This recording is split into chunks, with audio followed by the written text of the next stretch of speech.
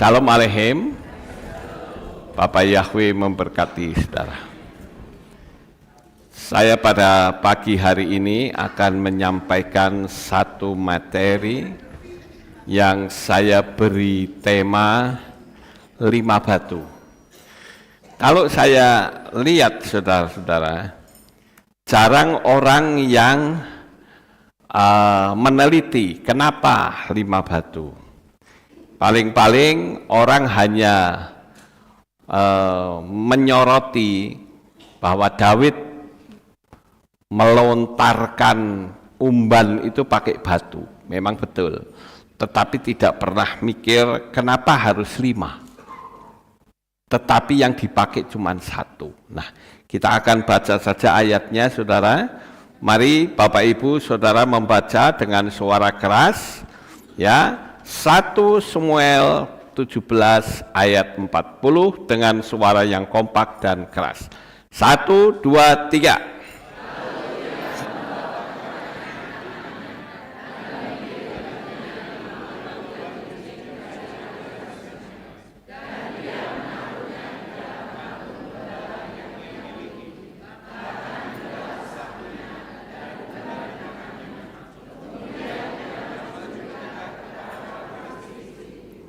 Nah, di sini banyak yang kurang menyoroti, saudara. Kenapa harus 5? Karena kalau kita melihat di dalam kitab suci, angka 5 itu sangat dominan. Ya, dalam kitab suci, ada pola angka 5. Memang menarik karena muncul berulang kali. 5 Torah Mose, ya, karena Torah itu kan 5 ya. Kemudian untuk kehidupan Israel, ya, Torah itu untuk kehidupan Israel, saudara. Angka 5 dapat direnungkan sebagai perlengkapan pengajaran atau penataan hidup Bapak Yahweh.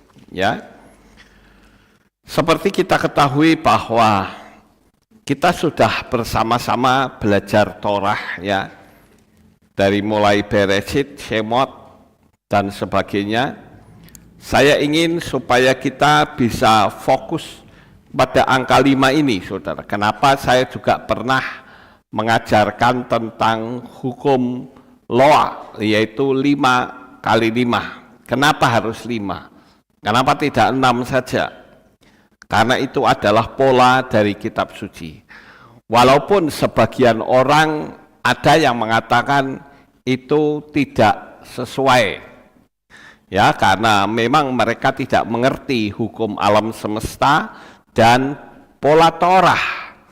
Karena mereka menganggap bahwa Torah itu sudah tidak berlaku, Torah itu sudah digenapi oleh Yesua, sehingga Torah itu sudah dihapus. Padahal Yesua tidak pernah menghapus Torah. Kemudian kita lihat, saudara, panca indera itu juga 5 jari. Kita lihat 5 jari, ya. Panca indera itu kan 5 terdiri, ya. Seperti jari jempol ini, ya, untuk gambaran untuk mengecap, ya. Ada 5 untuk mencium, membaui, ya. Apa itu kalau membaui itu? Pokoknya untuk mencium lah, ya. Kemudian untuk perasa dan sebagainya. Saya rasa kita tidak berlama-lama di sini, saudara. Ini sangat menarik bila dikaitkan dengan Torah. Torah bukan hanya untuk didengar, tetapi untuk dilakukan, yaitu dengan kita mengatakan Shema itu untuk mendengar, tetapi juga asah untuk melakukan.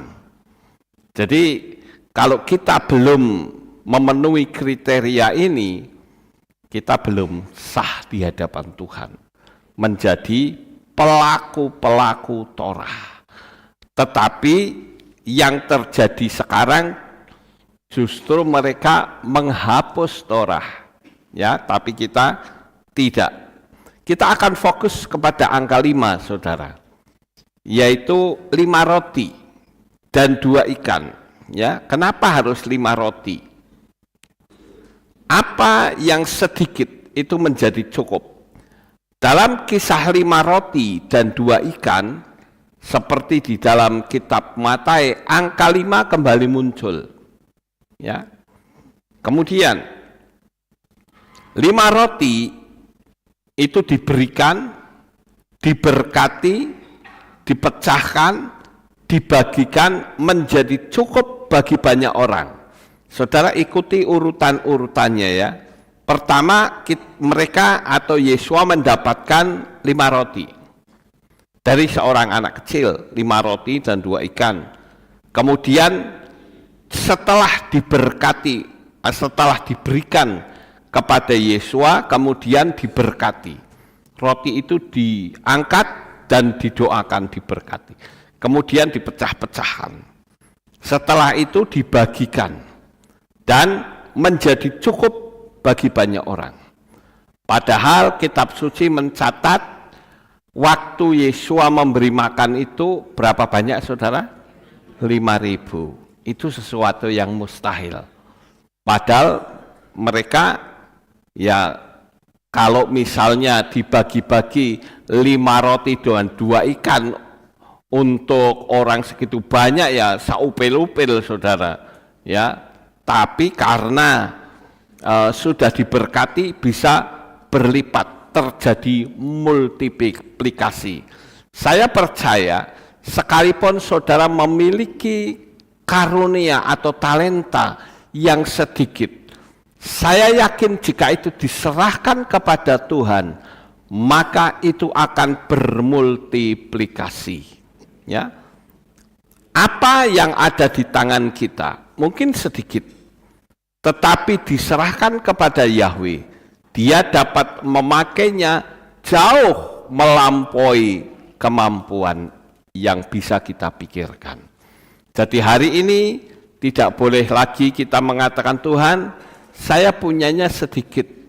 Apakah sedikit uang, apakah sedikit sekolahnya, tidak peduli, saudara. Apapun yang kita serahkan kepada Tuhan, itu akan bermultiplikasi. Ya. Kemudian, kita juga masih nyoroti angka 5, saudara. Ada 5 gadis yang bijaksana dan 5 gadis yang bodoh. Menariknya angka 5 yang baik dan tidak baik. Di sini berarti setan berusaha membuat tandingannya agar kita tidak selamat karena tidak siap. Kenapa harus ada 5 yang bodoh? Padahal yang disoroti adalah 5 yang bijaksana. Karena 5 yang bijaksana membawa lentera. Sementara 5 yang bodoh, dia tidak membawa lentera. Demikian juga ini menjadi satu gambaran di dalam kehidupan kita. Ada orang yang Tuhan itu hanya santai saja. Kalau mau ya jalan, kalau tidak mau ya bagaimana lagi? Ya. Jadi Tuhan menghendaki supaya kita sebagai anak-anaknya itu tidak asal, ya, mengikut Tuhan itu tidak asal. Kenapa kok kamu masuk ke Kehilat Alef Tau? Ya karena mertua saya ada di sana. Suruh gimana? Kalau disuruh jujur-jujuran saya nggak mau. Tetapi karena mertua saya ada di sana, ya gimana lagi? Nanti kalau enggak saya bermusuhan dengan mertua. Itu artinya saudara datang kepada Tuhan, tetapi bukan karena Tuhan. Tetapi saudara datang karena apa, saudara? Karena mertua. Ya. Kemudian 5 korban di dalam kitab Wayikra atau Imamat 1 sampai dengan 7, kita menemukan korban yang sangat penting, yaitu olah atau korban bakaran, minkhah korban sajian, selamim atau korban selamatan, dan khatat korban penghapus dosa, dan asyam korban penebus kesalahan. Kenapa harus 5, saudara? Makanya saya katakan bahwa angka 5 itu sesuatu yang sangat istimewa. Kita terus selidiki sampai sejauh mana kitab suci ini mengarahkan kita dengan angka 5, ya. Jangan hanya memiliki Torah di kepala, biarkan Torah turun ke tangan dan terlihat dalam perbuatan. Nah, di sini ada orang Yahudi yang sedang menyeberangkan jalan. Itu termasuk pelaku Torah, saudara.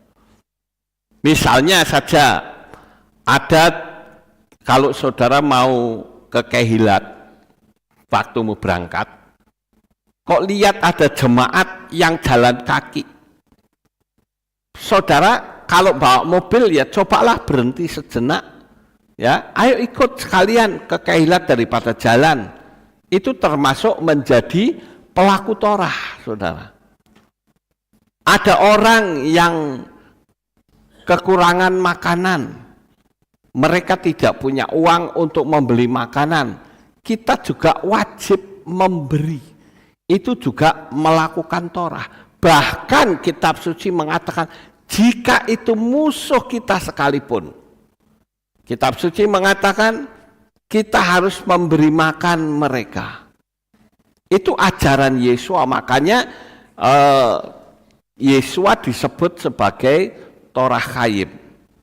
Ya, saya kembali mengatakan orang dulu sudah mengenal Torah Sebalpe, Torah lisan. Kemudian Torah itu ditulis yang namanya Torah Sebiktav. Lalu sekarang lisan sudah, tertulis sudah. Pertanyaannya, bagaimana cara menjalani Torah? Saya semalam masih ada orang yang WA saya, tetapi forward dari orang lain yang mengatakan Torah itu sudah tidak berlaku, Torah itu sudah digenapi Yesua, jadi tidak ada itu yang namanya Torah. Lalu saya mau tanya, kalau tidak ada Yesua, itu menjalani hidup ini berdasarkan apa? Sedangkan Yesua sendiri itu disebut Moreh. Moreh itu artinya guru Torah. Mosok guru Torah kok tidak ngajar Torah? Kan tidak mungkin, saudara. Jadi yang diajarkan Yesua itu adalah Torah. Saya katakan Yesua selama hidup di dalam dunia ini, dengar baik-baik, dia tidak pernah mengatakan, mari saudara kita buka kitab Matai, nggak pernah. Kita buka kitab Yohanan, nggak pernah. Lawang kitab-kitab itu aja belum ada kok. Tapi yang disuruh membuka adalah Torah, saudara. Lah kok katanya menghapus Torah, itu bagaimana cara berpikirnya? Ya, itu forward ya ke saya. Katanya Yesua menghapus Torah, Torah tidak berlaku. Sampai hari ini loh, masih orang menolak Torah. Ya. Selanjutnya, 5 batu. Nah ini sekarang kita kembali ke sini, saudara. 5 batu, tetapi hanya satu yang digunakan. Ini dapat menjadi ilustrasi khotbah saya yang kuat. Ya, persiapan kita lebih banyak daripada yang akhirnya kita gunakan. Dan secara rohani 5 itu persediaan, tetapi hanya yang digunakan 1. Artinya, kalau saudara memiliki persiapan yang banyak, tetapi cukup satu saja, Bapak Yahweh bisa memakai saudara. Amin. Bisa memakai sekecil sedikit apapun. Jadi saya berharap saudara di dalam saya menyampaikan khotbah ini, kita tidak keluar dari angka 5, saudara. Kenapa bisa seperti itu? Karena setelah saya menyelidiki, ya ini cukup menarik sebetulnya. Karena apa? Karena melalui materi angka 5 ini kita bisa mengerti kenapa Daud kok ngambil batu kok 5, tidak 1, saudara. Ya. Kemudian 5 roti dan 2 ikan. Yesua mengambil sesuatu yang sedikit, mengucap syukur serta memecah-mecahkannya dan membaginya. 5 yang sedikit diserahkan, diberkati dan dibagikan, semua menjadi cukup. Jadi tidak lagi ada orang yang mengatakan, oh saya itu pendidikannya rendah. Itu kan artinya saudara punya sedikit, saudara. Oh saya itu hanya punya sedikit kemampuan. Tapi faktanya, saya katakan di dalam nama Yesua, sedikit apapun yang saudara miliki, Bapa Yahweh akan memenuhi segala kebutuhan saudara. Ya, ini iman saudara. Bagian dari iman. Makanya dilambangkan, ya kok cuma 5, ya. Kemudian, apa yang ada di tangan kita tidak harus banyak untuk dipakai Bapa Yahweh. Sekarang yang ada padamu itu apa? Sama seperti Mose. Coba kita baca yang kuning ini ya. 1, 2, 3.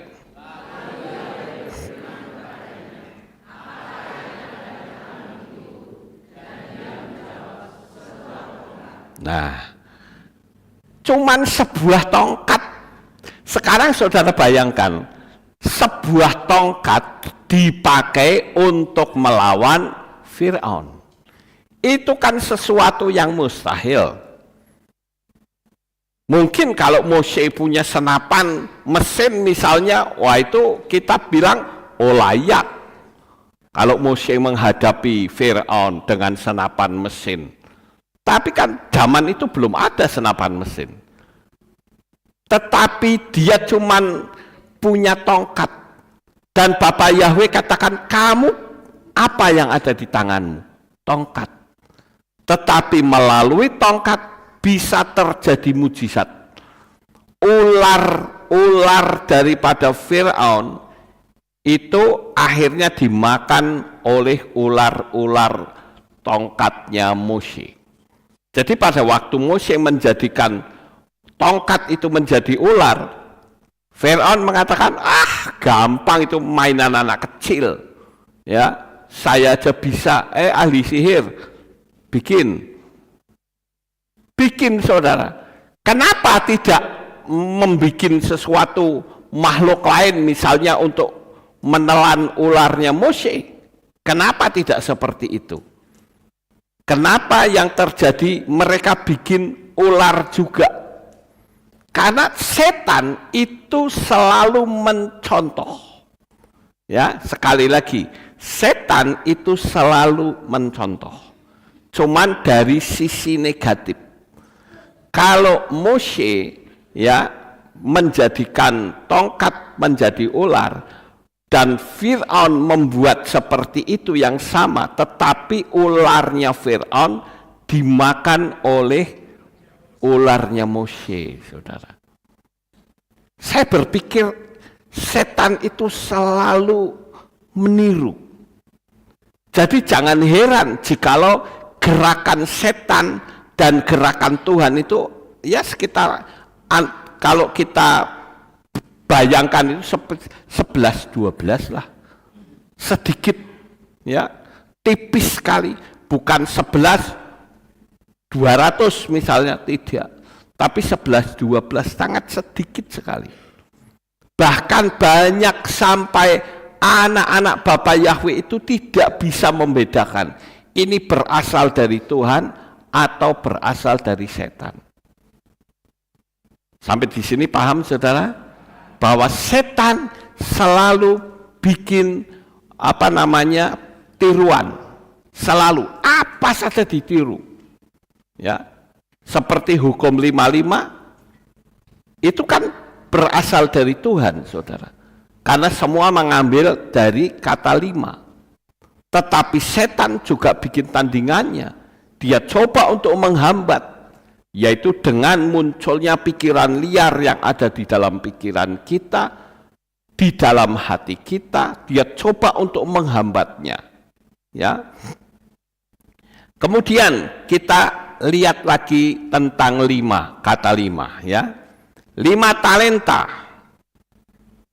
Dia tidak menyimpannya. 5 itu dikembangkan menjadi 10. Ada pertumbuhan. Sedangkan orang yang menerima 1 talenta justru disembunyikannya. Apa yang Yahweh percayakan padamu tidak dimaksudkan untuk dikubur.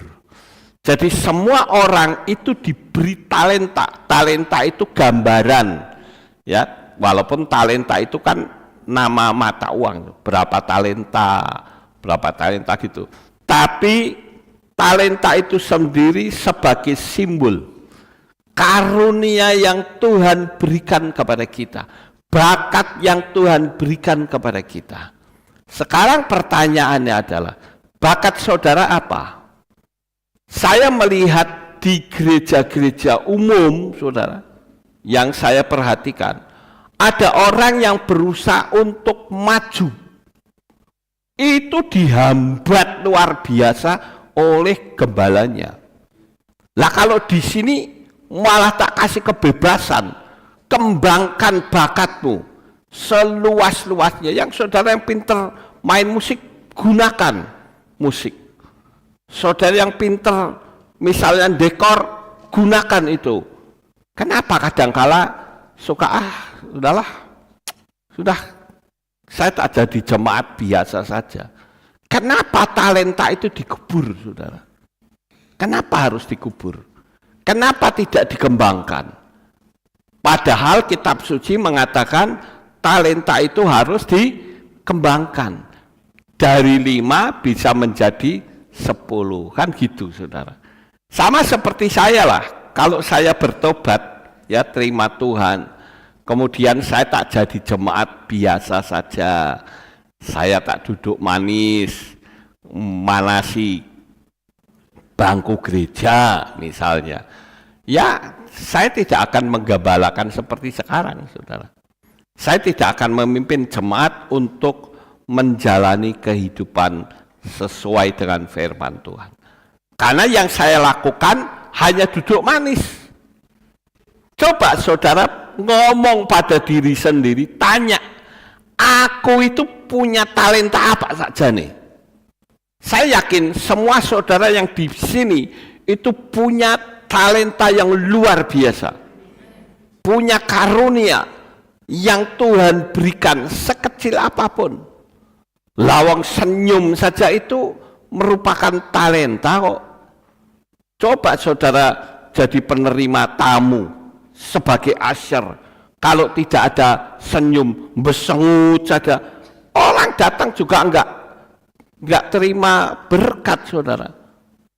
Tapi pada waktu saudara berjabat tangan, selamat pagi, Bapak Yahweh memberkati, sambil senyum, orang merasa diberkati. Itu yang seringkali saya lakukan kalau saya berjabat tangan dengan siapapun. Ketika saya berjabat tangan dengan jemaat, di dalam hati saya selalu mengatakan, Bapak Yahweh memberkatimu. Sehingga apa yang terjadi adalah jemaat itu makin diberkati. Jangan jabat tangan, hatinya kemana-mana. Kalau saya dari dulu Enggak begitu, saudara. Saya konsen, betul-betul saya fokus, ya. Dan ketika saya berjabat tangan dengan jemaat pun, saya merasakan, kok jemaat mau yo dengerin khotbah saya. Lawang saya ini kan enggak sekolahan, kok mau gitu loh. Itu bagi saya sudah merupakan berkat tersendiri, saudara. Karena jujur saya mengatakan yang paling sulit seorang gembala itu adalah menyiapkan firman Tuhan. Paling sulit, saudara. Saya berpikir, wah kalau otak saya nggak kuat, jebol pasti. Bayangin ibadah 3 kali, firman harus beda-beda. Saya katakan kalau otak saya ini tidak kuat, saya pasti jebol. Makanya saya punya metode. Metodenya misalnya saya nonton YouTube, nanti ada kalimat yang muncul, cerut, itu sudah jadi tema, saudara. Orang WA saya itu juga bisa jadi tema. Saya bincang-bincang dengan saudara, itu juga bisa jadi tema. Jadi saya dalam berbincang-bincang, nonton YouTube atau apa, itu saya konsen. Apa kalimat yang muncul, itu bisa dijadikan tema.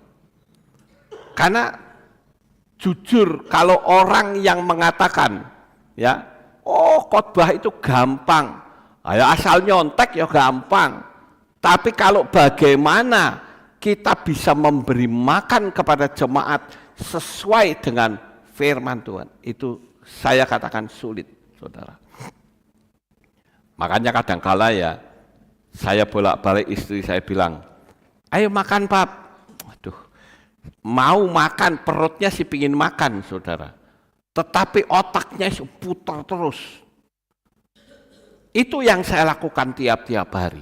Seperti misalnya saya sudah menyampaikan materi khotbah hari ini, saya pun putar otak, nanti Rebo khotbahnya apa. Begitu, saudara. Ya, jadi ini saya buka. Jadi kalau ada di antara gembala yang kebingungan untuk cari materi, pakai metode saya. Setiap kali saudara berbicara, setiap kali saudara nonton, bahkan setiap kali berinteraksi dengan orang lain, apakah WA, perhatikan ada kalimat yang muncul enggak? Kalau kalimat itu muncul, itu jadi tema, ya. Jadi tidak sulit begitu, saudara. Kemudian, jadi angka 5 kembali berhubungan dengan tanggung jawab terhadap apa yang dipercaya. Bapak Yahweh suka dengan orang yang berani bertanggung jawab, tidak takut intimidasi. Nah, ini saya tunjukkan satu gambar. Orang-orang sedang mengembangkan talenta mereka. Ya, itu ada di belakang ditulis developing talents multiplied, ya, ada pemultiplikasian. Kalau saya itu fokusnya kepada khotbah. Kalau saudara yang main musik, fokusnya main musik. Dikembangkan terus supaya wah, saya harus punya improvisasi musik saya semakin hebat. Terus seperti itu. Saudara yang jualan bakso, saudara juga bisa memultiplikasikan. Misalnya, oh warungnya dibikin romantis, oh baksonya dibikin kotak-kotak misalnya, atau oh dibikin aneh lagi, bakso rasa duren misalnya. Bisa seperti itu, saudara. Ya.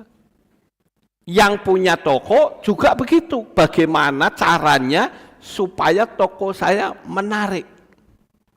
Saya lihat ada orang yang punya toko, buka malam itu tokonya gelap. Ya tidak tertarik, saudara. Tapi kalau toko itu terang, itu banyak orang yang datang. Amin. Ya. Sama seperti katakanlah orang nyugui makan tapi pakai paste pot. Saudara tertarik enggak? Tidak. Walaupun ada loh restoran versi toilet, katakanlah. Kalau saudara lihat di internet itu ada restoran versi toilet, ada restoran versi penjara, ada restoran versi melayang, macam-macam saudara. Kalau yang versi melayang disuruh duduk, ya, depannya ada meja panjang, duduk diikat semua, itu ditarik ke atas, sehingga saudara bisa makan di ketinggian. Coba saudara lihat di internet, ya. Yang versi toilet, katakanlah saudara diberi makan, tetapi pakai pespot, saudara. Pakai juga yang jumbelengan, saudara. Kira-kira nyaman nggak makan di situ? Sangat tidak nyaman.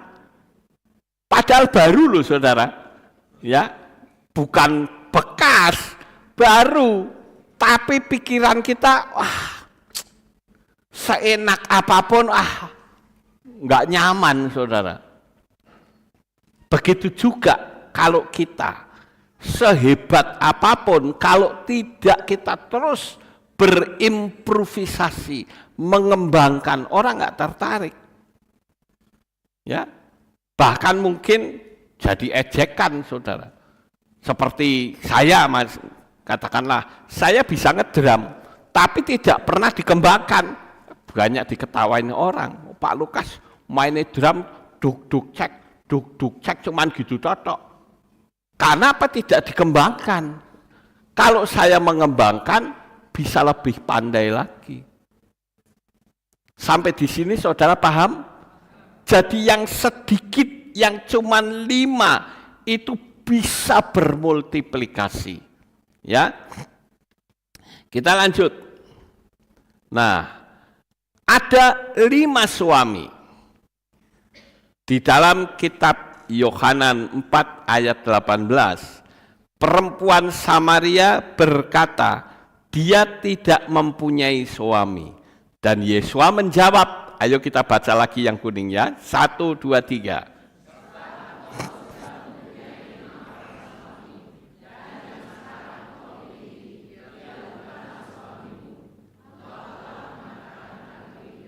Nah, ini sangat menarik, karena angka 5 muncul dalam konteks kehidupan yang belum beres, saudara. Ya, kita lihat lagi, ada 5 serambi di dalam Yohanan 5 ayat 2. Coba yang kuning kita baca, 1, 2, 3.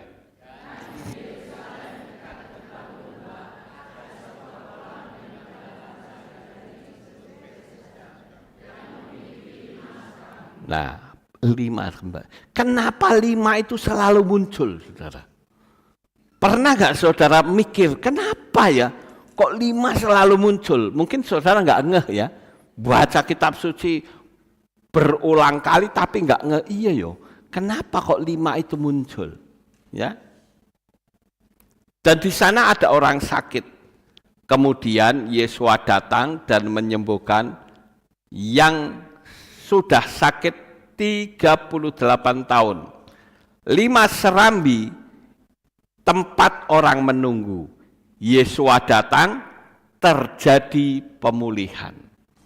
Pokoknya 5 itu adalah bagian yang sangat sedikit, tetapi Tuhan sanggup untuk memberkati. Nah, ternyata angka 5 muncul dalam konteks yang sangat berbeda-beda. 5 kitab Torah itu adalah pengajaran Bapa Yahweh untuk manusia, untuk kita semua, saudara. Jadi jangan sampai saudara sekali-kali mengatakan, Torah itu sudah tidak berlaku. Sekarang yang berlaku itu hukum kasih karunia. Bukan itu, saudara. Kasih karunia itu bukti cinta kasihnya Bapa Yahweh. Tetapi untuk aturan hidup, dia harus mengikuti Torah, ya. 5 korban di dalam kitab Wayikra itu adalah bicara seremonial, ibadah dan pemulihan. Kita harus tahu itu. Kemudian 5 batu Daud, yaitu persiapan. 5 itu batunya, 5 itu persiapan. Tapi ternyata Daud hanya memakai 1 batu saja. Saudara boleh menggunakan sebanyak apapun persiapan yang saudara bisa lakukan. Tapi saya percaya hanya sedikit saja saudara bisa memiliki apa yang lebih dari yang bisa kita pikirkan. Ya. Kemudian 5 roti itu bicara keterbatasan yang diserahkan. Wah, saya kok terbatas ya. Tapi ketika saya serahkan kepada Tuhan, menjadi bermultiplikasi. Kemudian 5 gadis bijaksana, yaitu tentang kesiapan dan berjaga-jaga. Ya, jadi semua 5 itu ada simbolnya semua, saudara. Walaupun mungkin kita nggak ngeh, walaupun kita baca kitab suci berulang kali, ya. Kemudian 5 talenta. 5 talenta ini bicara apa? 5 talenta berbicara tentang tanggung jawab. Kemudian 5 suami, ya. 5 suami itu berarti bicara tentang kehidupan yang perlu dibenahi. Hidup kita kadangkala ada yang belum benar. Apalagi masa sekarang adalah masa penantian. Ayo kita belajar untuk membenahi hidup. Mumpung kita masih punya kesempatan, sehingga pada saat kita nanti Yesus datang kembali, kita bisa menyongsong Tuhan di awan-awan yang permai. Ya. Kemudian 5 serambi. 5 serambi itu simbol dari menunggu pemulihan. Sekarang kita kembali kepada kisah Daud. Bayangkan situasinya. Kita coba berandai-andai, saudara. Saya jujur, saya sangat senang kalau saya membahas masalah Daud, masalah Yusuf, itu sangat menarik. Tentang 3 pemuda ya yang punya keberanian yang luar biasa, Misael, Azaria, dan siapa lagi satunya saya agak Ananya, Misael, dan Azaria. Saya kalau membahas hal ini, itu sangat menarik, saudara. Yaitu bicara tentang kepahlawanan. Begitu juga dengan Daud. Coba kita bayangkan. Di satu sisi ada Goliat, prajurit yang berpengalaman, bahkan dia sudah latihan perang. Tidak usah latihan perang saja, musuhnya sudah ketakutan dulu, saudara. Belum lagi tubuhnya besar, memakai baju zirah, bawa pedang, tombak, dan perisai. Selama 40 hari menantang Israel. Bayangkan, saudara. Israel seperti tikus kejebur got. Tidak bisa berbuat apa-apa. Kalau saya bayangkan juga seperti kanebo kering. Kanebo kalau kering itu kan keras, saudara. Wah, kalau dari rumah, wah kita semangat luar biasa. Tapi begitu sampai di medan perang, kanebonya kayak kesiram air, ngelemperek, saudara. Berapa banyak di antara kita? Kalau di kehilat, semangat. Tapi kalau sudah kita berhadapan dengan fakta, ngelokoro lagi. Berapa banyak seperti itu? Mungkin saudara tidak pernah mengakui di depan saya, tetapi banyak netizen yang mengakui di hadapan saya. Dia katakan, saya sedang mengalami krisis. Krisis apa? Krisis iman. Loh, kenapa krisis iman? Kalau kita krisis iman, kita sedang mencipta. Jangan begitulah. Yakini saja bahwa engkau tidak sendiri. Kita kan tadi nyanyi, saudara. Kalau kita dalam melakukan perjalanan hidup, kita tidak sendiri tetapi disertai oleh Bapa Yahweh. Kenapa kita mesti takut? Kalau sampai ada hal-hal yang negatif yang menyerang kita dan kita kalah misalkan, nggak apa-apa.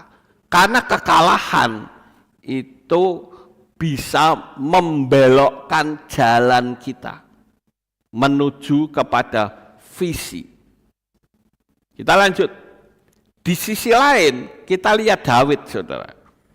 Dia masih muda, bukan tentara profesional, tidak memakai baju perang, hanya membawa tongkat, umban, dan 5 batu dari sungai.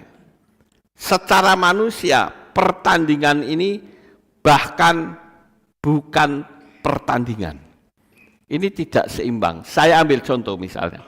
Kalau saudara pernah nonton tinju, ya, tinju 60 kilo misalnya, maka musuhnya harus 60 kilo juga.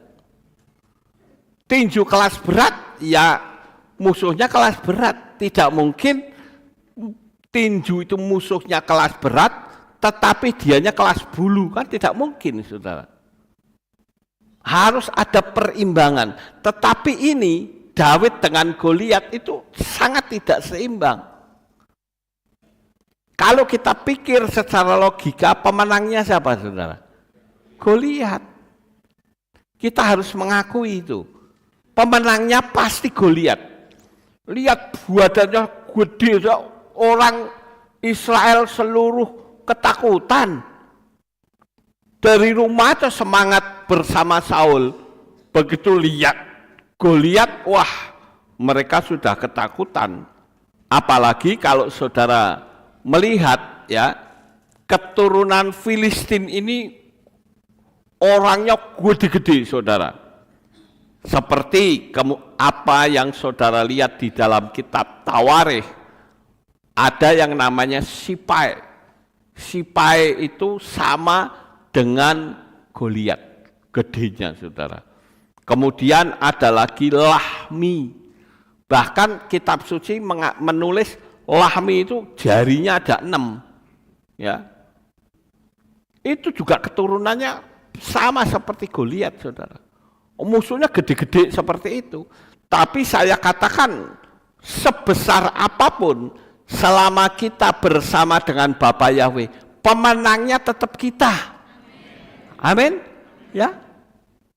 Saudara punya masalah segede apapun, tapi tetap kalau saudara sungguh-sungguh dengan Yahweh, percayalah, saudara pasti akan menjadi pemenangnya. Ya. Kemarin ada seseorang, saya nggak sebut namanya, orang itu bilang sama saya, Pak, saya minta tolong didoakan. Kenapa? Karena di rumah saya ada setan. Setan itu terang-terangan mewujudkan diri. Dan setannya itu melempar sesuatu. Saya katakan setan-setan yang melempar sesuatu itu namanya poltergeist, ya. Poltergeist itu harus dilawan dengan penuh keberanian. Tidak bisa kita mengatakan seperti, saya kan ngomong, kamu tahu nggak setan itu seperti anjing. Kalau kita hus, tapi kita mundur, matang kita digigit, ya. Jadi kita harus yakin bahwa setan itu dihadapi. Kita harus mengatakan, setan, kamu saya usir di dalam nama Yeshua HaMashiach. Saya katakan, saudara, saya itu dulu juga takut setan, ya. Saya tidak berani ngapusi. Saya jujur bahwa saya itu takut setan. Tapi setelah firman itu menyatu di dalam hidup saya tahu kuasa setan segede apapun kalah dengan kuasa darah Yesus. Ya, pakai itu. Ya saya doakan, saya transfer energi saudara. Tapi mulai hari ini saudara belajar. Ya, karena saya katakan itu setan yang poltergeist, ya, yang barang-barang dilemparin, kemudian seperti piring, gelas dilemparin, itu jangan saudara anggap remeh. Bisa itu pisau dilemparkan kepada saudara. Makanya saya katakan kita harus setia beribadah. Karena orang itu tidak berbakti. Oh saya ikut streaming Pak. Ya nggak apa-apa, ikut streaming nggak apa-apa. Tapi kalau saudara ibadah minimal energi ketuhanan itu masuk di dalam dirinya. Nah kalau di streaming kan coba orang yang streaming ya pengen ke belakang ya ke belakang aja, pengen makan ya makan aja kan begitu. Tidak serius seperti kita. Kalau kita di sini kan serius saudara. Walaupun ada yang di rumah juga serius ada. Ya. Tapi saya katakan menghadapi hal-hal seperti itu jangan pernah takut. Amin. Ya. Harus berani saudara. Katanya punya Bapak Yahweh. Kok setane mentertawakan kita? Ya samalah seperti Goliat kan mentertawakan Daud saudara. Kita lanjut saja. Goliat datang dengan perlengkapan perang. Daud datang dengan apa yang selama ini dia latih di tempat tersembunyi. Yaitu doa kita, penyerahan diri kita, iman kita. Maka saya ngomong kepada saudara kita itu, saya katakan sekalipun mengikuti streaming harus tetap ibadah. Kecuali jauh itu lain masalah. Lah kalau deket ya ibadah, ya. Karena kalau mereka bikin ungkapan, tapi kan saya streaming dan saya mengiyakan, nggak perlu ada kehilat. Saudara ikuti streaming saja. Ikuti apa yang ada. Itu hanya untuk tambahan, bisa saudara. Tapi kalau datang kepada Tuhan, beribadah itu harus. Makanya saya berulang kali mengatakan, kalau dalam 1 minggu, saudara tidak ibadah dan tenang hatimu, engkau sedang bermasalah dengan Tuhan. Engkau sedang ditipu oleh kuasa kegelapan. Sehingga saudara akan berkata cukup streaming saja. Ya sekarang kalau saya umumkan mulai hari Senin streaming saja, bubar enggak saudara? Bubar ya. Kita lanjut. Mengapa batu itu harus licin? Perhatikan. Daud tidak asal mengambil batu. Ia mengambil batu yang licin. Batu menjadi licin karena lama terkena aliran air sehingga batu itu berlumut, saudara. Batu yang tajam tidak cocok untuk masuk ke dalam umban. Batu yang kasar tidak dipilih Daud. Yang dipilih adalah batu yang telah dibentuk oleh aliran air secara rohani. Itu bisa kita gambarkan air itu sebagai proses gesekan dan bicara waktu dan pembentukan. Itu adalah batu. Ya, batu yang licin, batunya segede tangan, saudara. Bayangkan batu segede kepel, nemplek di dahinya, Goliat yo maek saudara ya, nggak ada ampun sudah, itu kekuatannya besar lagi ya. Kita lihat orang ingin dipakai Yahweh tetapi tidak mau dibentuk. Mereka ingin langsung menjadi batu Goliat tetapi tidak mau melewati sungai kehidupan. Seringkali Yahweh membentuk orang bukan di depan orang banyak, tetapi di tempat tersembunyi. Daud tidak mencari batu di istana. Ia turun ke sungai. Daud sedang menghadapi persoalan yang besar, tetapi senjatanya justru ditemukan di tempat yang rendah, yaitu dasar sungai. Kadang kita berpikir, kalau Yahweh mau memakai saya harus naik. Tetapi saya katakan, serendah apapun Tuhan sanggup untuk tolong. Ya, Daud menemukan batu justru ketika dia sedang merendahkan diri dan mengambil sesuatu dari bawah. Arti rohaninya adalah sebelum Bapa Yahweh memakai seseorang di tempat tinggi, seringkali dia membentuk orang itu di tempat yang rendah. Dan itu semua gembala pasti pernah ngalami, saudara. Pernah ngalami ngepel, ya, membersihkan mimbar dan sebagainya. Contoh seperti saya saja, saudara. Waktu jemaat masih sedikit, saya pun nganter jemaat pulang loh, saudara. Saya setir sendiri, Tulas belum datang, apalagi Theo belum datang, ya. Pokoknya supir-supir yang nyetir ke Kehilat ini belum ada. Saya setir sendiri loh, saudara. Begitu jemaat pulang, mereka masuk mobil, saya setir sampai ke desa-desa. Walaupun kadangkala saya sok nyasar, saudara, karena saya nggak apal, ya. Tetapi saya setir sendiri. Saya melayani jemaat. Baru mulai saya tidak setir jemaat itu ketika mulai banyak supir. Tapi kalau nggak ada supir, ya supiri sendiri. Ya. Misalnya lampu mati, daripada suruhan orang, betul ke sendiri saja. Wong saya ngerti teknik kok. Begitu, saudara. Jadi walaupun melakukan hal yang kecil, percayalah Bapa Yahweh pasti sanggup. Ya. Cuman saya akui, jujur, saya itu penyakitnya sok kumat.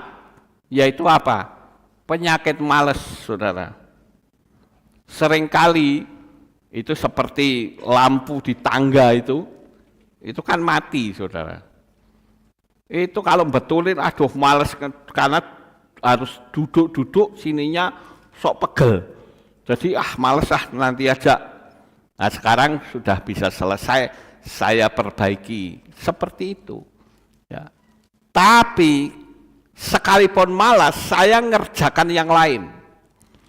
Bagaimana caranya supaya saya tidak nganggur? Terus saya lakukan, apa saja saya kerjakan, ya. Nah, kita kembali. Daud telah mengalami padang penggembalaan.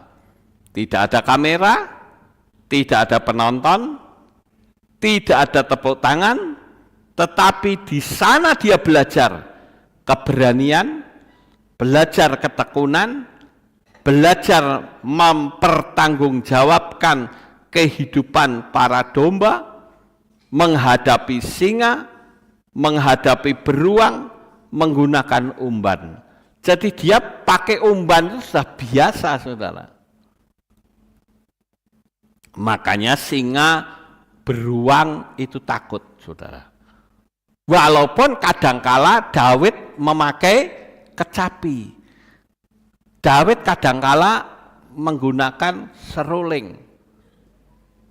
main kecapi, santai bersama dengan domba-dombanya. Walaupun cuma 3 ekor dombanya, saudara, nggak banyak. Tapi Daud kadangkala memakai seruling, tetapi kadangkala memakai umban. Itu artinya apa? Artinya berani bertanggung jawab, saudara. Samalah di sini, ya. Saya bisa santai bersama jemaat. Tetapi kalau jemaat diusik, ya saya maju di depan, saudara. Apalagi kalau menyangkut nama Bapak Yahweh seperti dulu. Wah, intimidasinya luar biasa berat.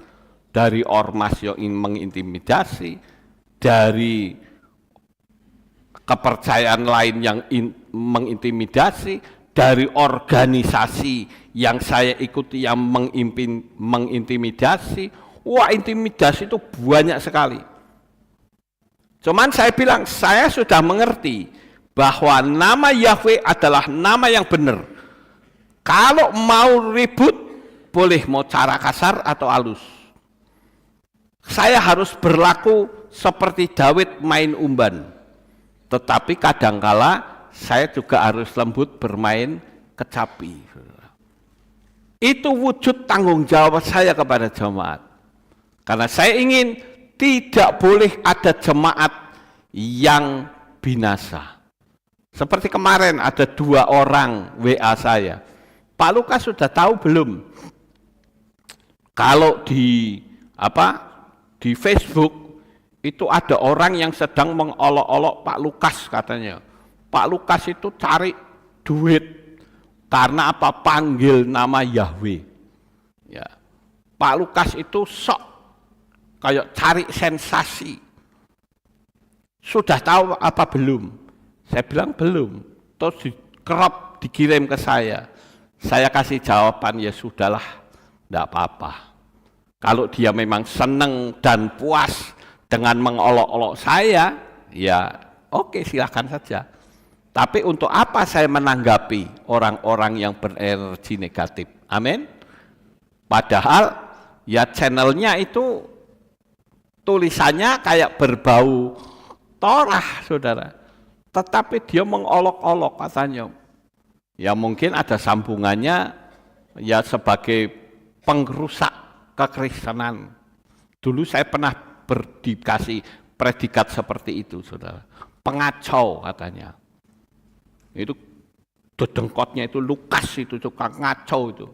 Saya bilang, "You mau ngomong apa? Enggak mungkin saya berubah kok."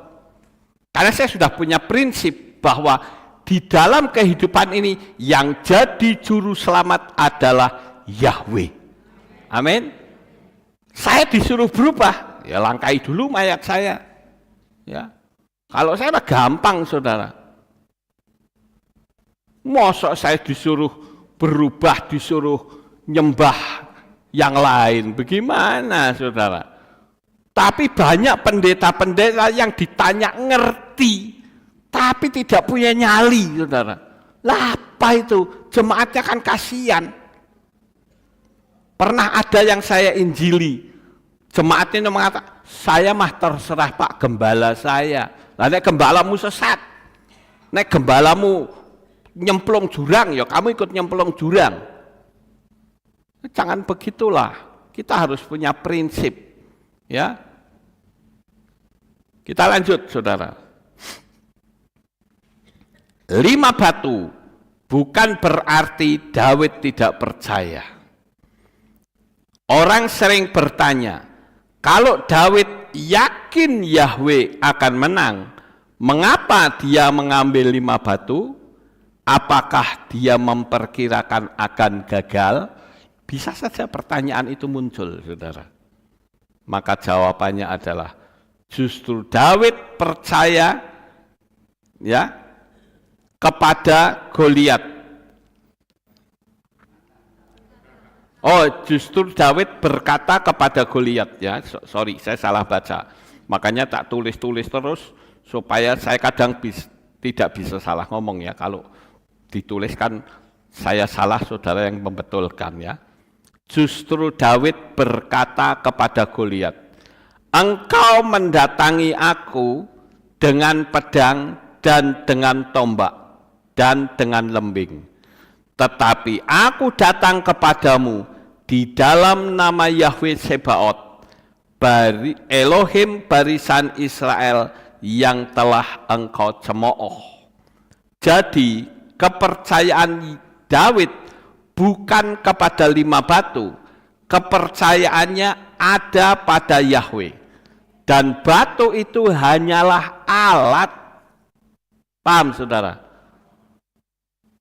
Jadi kalau sampai saudara pintar bisa begini, bisa begitu, itu hanya alat saja. Yang bisa melakukan itu adalah Bapa Yahweh.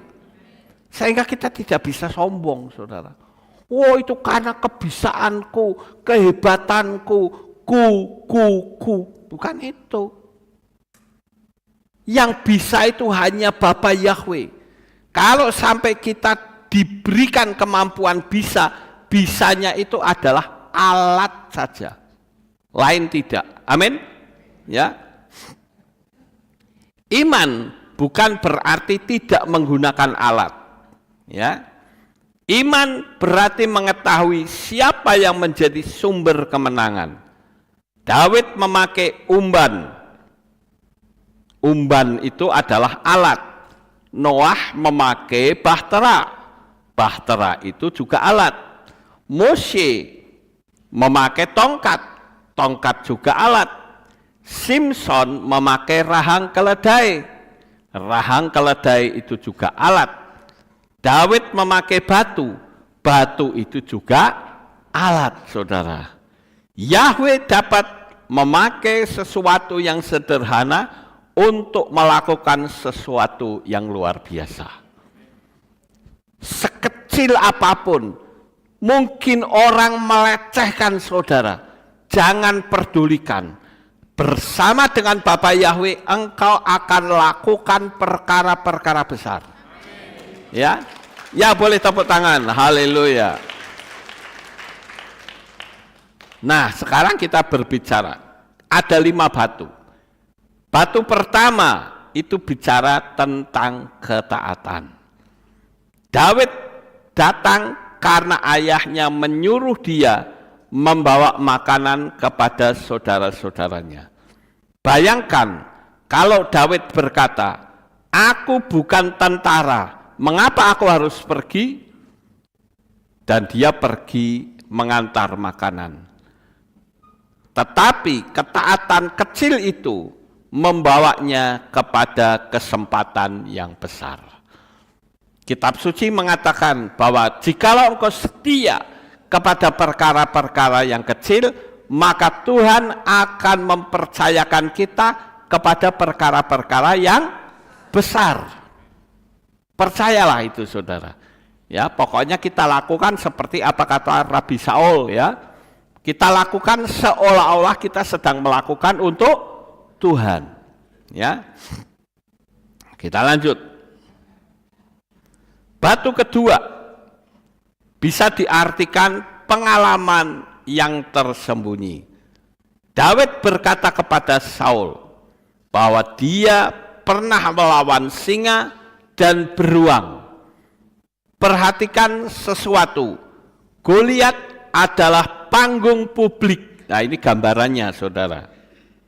Singa dan beruang adalah latihan pribadi. Tidak ada yang melihat Daud ketika dia melawan binatang buas. Tetapi pengalaman tersembunyi itulah yang membuat Daud berani berdiri di hadapan Goliat. Kita sering meminta, Yahweh berikan saya panggung. Tetapi Bapa Yahweh mungkin berkata, belajarlah dahulu di padang. Seringkali orang tidak mau menunjukkan bahwa aku itu sudah punya hubungan yang baik dengan Bapa Yahweh. Kenapa? Karena dia tidak pernah berhubungan yang dengan baik. Pokoknya kita kerja itu tidak salah. Wong kitab suci ya mengatakan kalau tidak bekerja janganlah makan. Tetapi bukan berarti kerja lupa lupa kepada Bapa Yahweh. Lalu dia punya konsep, yang penting kan aku bisa streaming, yang penting kan aku berdoa. Ya sudah, nggak usah ada kehilat saja kalau begitu. Doa sendiri-sendiri di rumah. Ya. Batu ketiga yaitu bicara tentang identitas. Goliat melihat Daud dan meremehkannya. Tetapi Daud tidak melihat dirinya berdasarkan penilaian Goliat. Goliat berkata pada ini salah nulis ini, Daud ya. Daud berkata kepada Goliat ya. Kamu pikir aku anjing ya? Goliat ya. Ya betul. Ini saya salah nulis ini. Tetapi Daud tidak membalas. Saya memang kecil, tetapi titik-titik ya. Tidak. Daud langsung mengarah kepada pembicaraan pada Yahweh. Ini penting. Goliat berusaha membuat Daud melihat ukuran masalah. Daud membuat Goliat melihat kebesaran Bapa Yahweh. Sekali lagi kita harus melihat atau menonjolkan kebesaran Bapa Yahweh, bukan diri kita, saudara. Dan saya katakan keempat, batu keempat yaitu keberanian. Daud tidak hanya berkata, Yahweh sanggup, tetapi dia maju. Ini menarik. Banyak orang mempunyai iman secara teori. Yahweh pasti menolong, tetapi ketika kesempatan datang, malah tidak bergerak. Daud bukan hanya percaya, Daud mengambil batu, Daud memasangnya di umban, Daud berlari menuju Goliat. Bahkan menggambarkan Daud berlari mendapatkan barisan musuh untuk menghadapi Goliat. Itu iman yang bergerak, iman yang benar, tidak hanya berkata Yahweh sanggup, iman juga membuat kaki bergerak. Ada kitab suci yang mengatakan iman tanpa perbuatan adalah mati. Lanjut. Batu kelima yaitu tindakan. Ini mungkin yang paling mengejutkan. Daud memakai 5 batu, tetap memiliki 5 batu, ya. Tetapi hanya 1 yang dilemparkan kepada Goliat. Artinya kita tidak harus memakai semua yang kita miliki untuk menghadapi satu masalah. 1 batu yang tepat di tangan orang yang tepat dengan arah yang tepat dapat mengubah seluruh keadaan. Daud tidak menembakkan 5 batu sekaligus. Dia mengambil 1, mengayunkan umban, dan batu itu mengenai dahi Goliat. Kita lanjut. Tetapi ada detail yang jauh lebih menarik, yaitu Daud tidak membunuh Goliat dengan batu saja. Perhatikan urutannya. Daud mengayunkan umban, batu mengenai dahi Goliat, kemudian Goliat itu jatuh, kemudian Daud mengambil pedang Goliat dan memenggal kepalanya. Batu menjatuhkan Goliat, tetapi pedang Goliat menyelesaikan masalah. Ya, menyelesaikan pekerjaan, saudara. Dan pedang itu adalah pedang musuh sendiri. Ada prinsip rohani yang bisa dijadikan ilustrasi. Apa yang dipakai musuh untuk menakut-nakuti, umat Yahweh akhirnya dapat menjadi alat untuk mengakhiri ancamannya sendiri. Artinya senjata makan tuan, saudara. Oleh karena itu kita harus yakin bahwa Bapa Yahweh itu selalu beserta kita dan kita sebagai pemenangnya. Ya. Daud membawa 5 batu, tetapi menggunakan 1. Mengapa? Karena kita tidak selalu membutuhkan banyak hal untuk melakukan perkara besar. Kita sering berkata, saya belum punya cukup uang, saya belum punya cukup kemampuan, saya belum punya cukup fasilitas, saya belum terkenal, saya belum cukup pintar, dan lain-lain.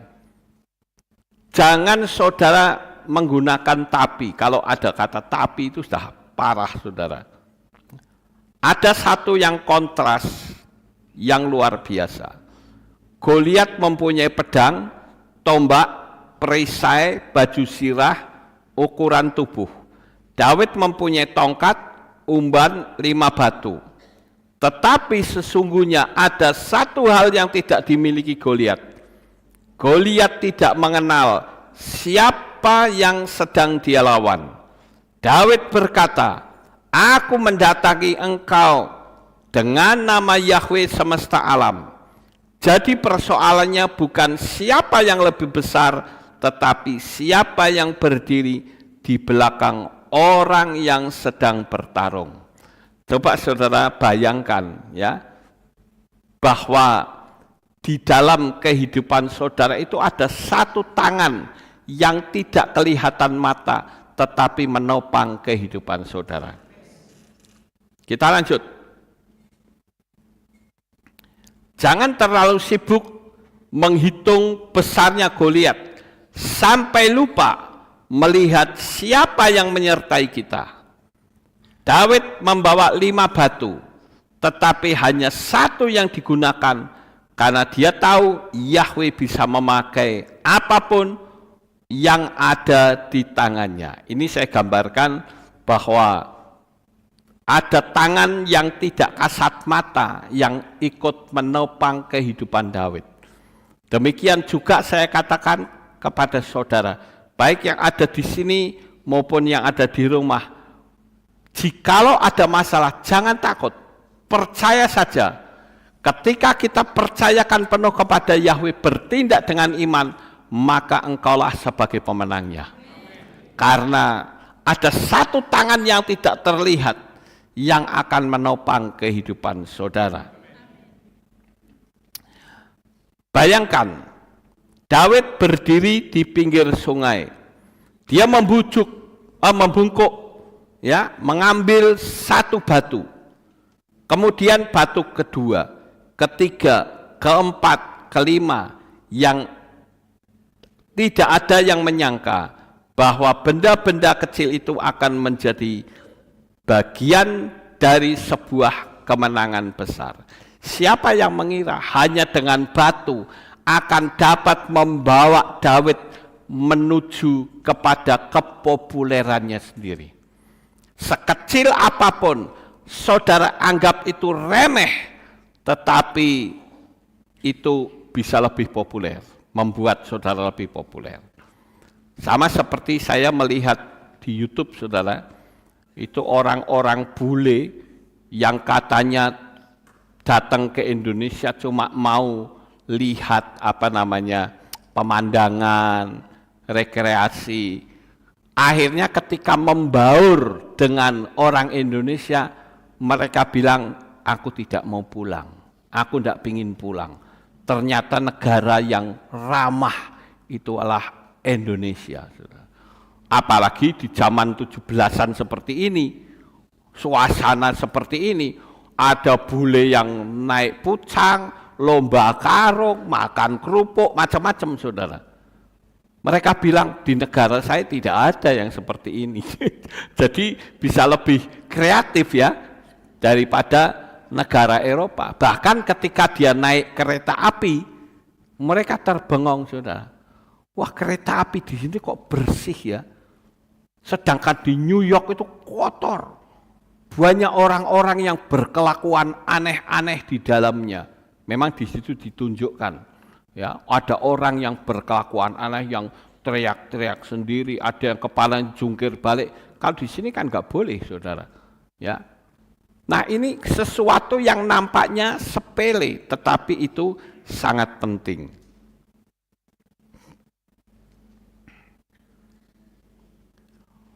Mungkin hidupmu terasa seperti batu kecil di dasar sungai. Tidak terkenal, tidak diperhatikan, tidak dianggap penting. Bahkan mungkin selama ini saudara bertanya, mengapa saya harus melalui semua proses ini? Kemudian jangan buru-buru meninggalkan sungai. Karena batu yang hari ini sedang dibentuk oleh aliran sungai, mungkin sedang dipersiapkan untuk menghadapi Goliat yang akan datang besok. Ya, jangan khawatir, jangan bertanya lagi, apakah aku bisa? Bapa Yahweh pasti bisa. Tidak ada kata tapi. Ingat saudara, saya pernah mengatakan bahwa tapi itu menghapus kalimat di depannya. Misalnya saya ambil contoh, perempuan ini cantik gak saudara? Cantik, tapi boros. Yang ada di dalam otak saudara kecantikan atau borosnya? Borosnya. Bapak Yahweh itu benar, nama yang benar, tapi kita kan hidup di Indonesia. Jadi yang muncul apa saudara? Hidup di Indonesia. Kata tapi itu menghapus kalimat di depannya. Saya pernah nyampaikan ini dulu saudara. Entah saudara masih ingat atau tidak. Orang ini pinter, orang ini cerdas, orang ini cantik. Tapi dia boros, tidurnya ngorok. Itu kan akhirnya yang kelihatan yang negatif saudara. Ya, jadi jangan menggunakan kata tapi. Saya ini kan orang yang tidak berpendidikan, tidak ada kemampuan, tapi Bapak Yahweh menopang saya. Yang muncul apa? Bapak Yahweh menopang saya. Jadi kalimat tapi itu menghapus di depannya. Terserah saudara gunakan kata tapi untuk apa. Tapi untuk positif atau tapi untuk negatif. Percayalah, bersama dengan Bapak Yahweh kita pasti melakukan perkara-perkara yang besar. Amin. Amin buat firman Tuhan. Sukses besar untuk saudara. Haleluya.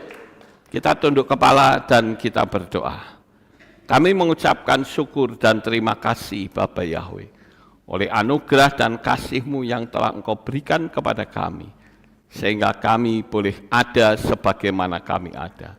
Kami ingin supaya Engkau memakai kami lebih heran lagi. Kami ingin supaya kehidupan kami betul-betul berada di dalam anugerah dan kasih Tuhan.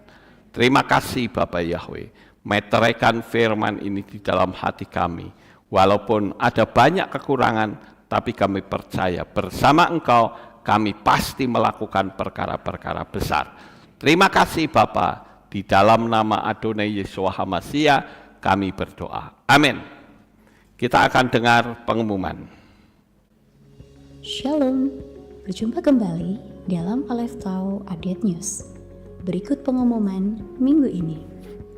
Mari bersama-sama dukung dan doakan Fellowship Gembala KPI se-Indonesia yang akan dilaksanakan pada tanggal 24 sampai 26 Agustus 2026. Dan bagi Bapak Ibu Saudara yang ingin mengikuti KKR Fellowship pada hari Selasa 25 Agustus 2026 pukul 6 sore di Hotel Fortuna Suites Malioboro, dimohon untuk mendaftar di kantor Kehilat paling lambat tanggal 21 Agustus 2026 atau dapat menghubungi Ibu Sri di nomor 0896 7447 9997. Segera mendaftar karena kuota peserta terbatas. Mengundang seluruh pelayan Tuhan semua divisi datang dalam malam pujian syukur dan doa bagi bangsa pada hari Senin 17 Agustus 2026 pukul 6 sore di Kehilat. Serta akan diadakan juga sesi ramah tamah dan keakraban, sambil menikmati teh hangat dan aneka rebusan bersama-sama. Mari terus nyalakan api roh kita untuk terus melayani Bapa Yahweh.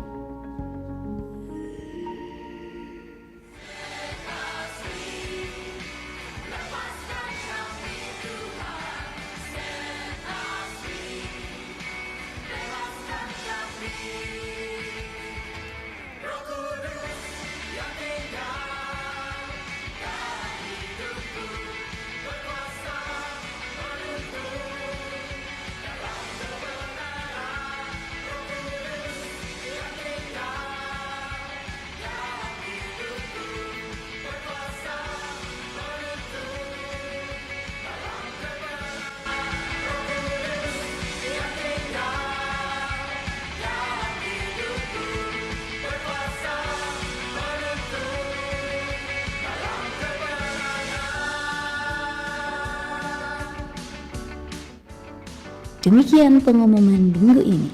Sampai jumpa di Aleph Tau Update News selanjutnya. Bapak Yahweh memberkati. Amin. Ya, itulah pengumumannya. Kita akan akhiri kebaktian kita Bapak Ibu. Mari kita bangkit berdiri, kita tutup dalam doa. Terima kasih Bapak Yahweh, selesai sudah ibadah kami dari awal pertengahan sampai akhirnya. Kami mohon Bapa, Engkau memberkati umat-Mu, memberikan mereka kesehatan dan sukacita di dalam Engkau. Terima kasih Bapa Yahweh, dijauhkan dari hal-hal jahat yang akan menimpa mereka. Pertemukan anak-anak-Mu pada jam-jam ibadah mendatang di dalam ikatan tali kasih-Mu. Terima kasih Bapa, di dalam nama Adonai Yeshua HaMashiach kami berdoa. Mari kita angkat tangan kita dan kita akan terima birkat Kohanim. Haleluya. Yefare keka Yahweh wa yismereka.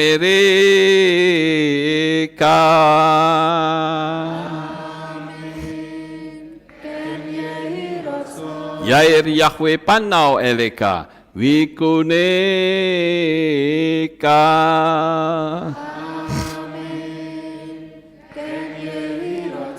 Yesa Yahweh panau eleka we Hashem leka shalom.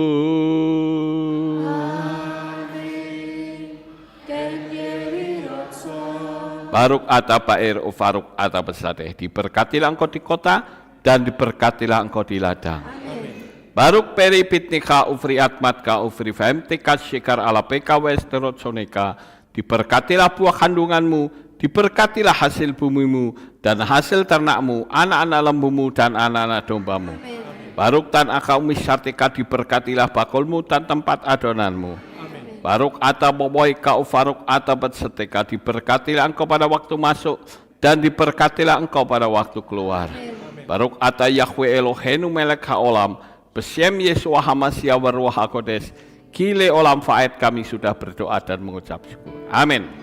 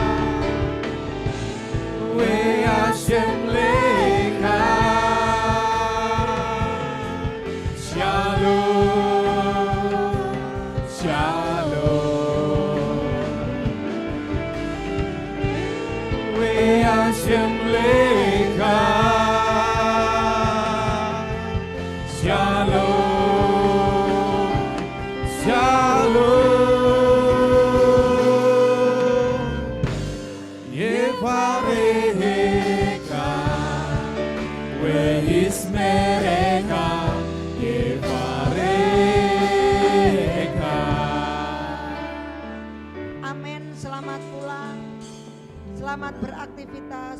Bapak Yahweh memberkati. Haleluya. Terpujilah Bapa Yahweh yang Maha Kuasa.